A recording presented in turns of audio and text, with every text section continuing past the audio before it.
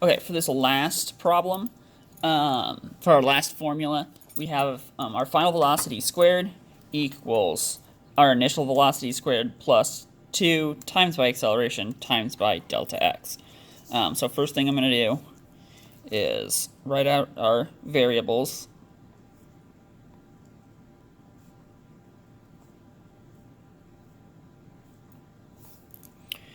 So when we look at our problem, so we have a banana boat accelerates from 15 kilometers per hour at 2.00 meters per second squared.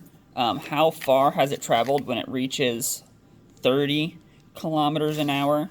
So we're starting off at 15 kilometers per hour. We are accelerating to 30 kilometers per hour. Our acceleration, we're told, is 2.00 meters per second squared. And we want to know how far we've traveled, so we want to know what our delta x here is. So that is our question mark. So with this problem, we don't even want to deal with time at all. So with this problem, the first thing that we need to do now is we have two different units here that don't match. So we need to get our kilometers per hour into meters per second so they align with our meters per second squared. So all you need to do this is you just need to divide both of these numbers by 3.6. So when we take 30 divided by 3.6, we get 8.33. When we take 15 divided by 3.6, we get 4.17, and these are in meters per second. So now we can set up our formula and work through our problem. So we're going to look for delta x first.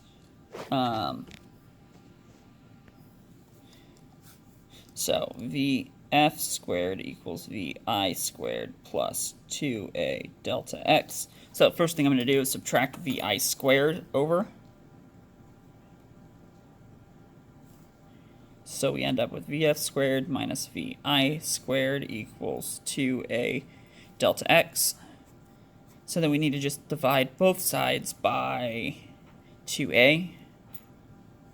So we have delta x equaling VF squared minus VI squared all over 2a. So now we can plug in our numbers to go along with this.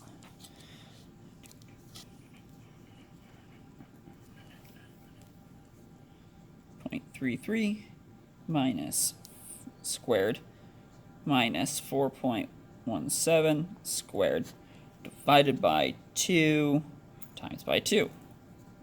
So our displacement is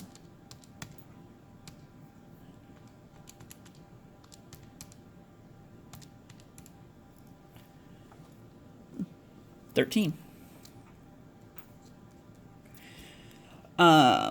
Checking for sig figs. So we have, when we look back at our problem, we have 3 sig figs here, 3 significant figures, and then 3 significant figures. So we need to add in a 0.0.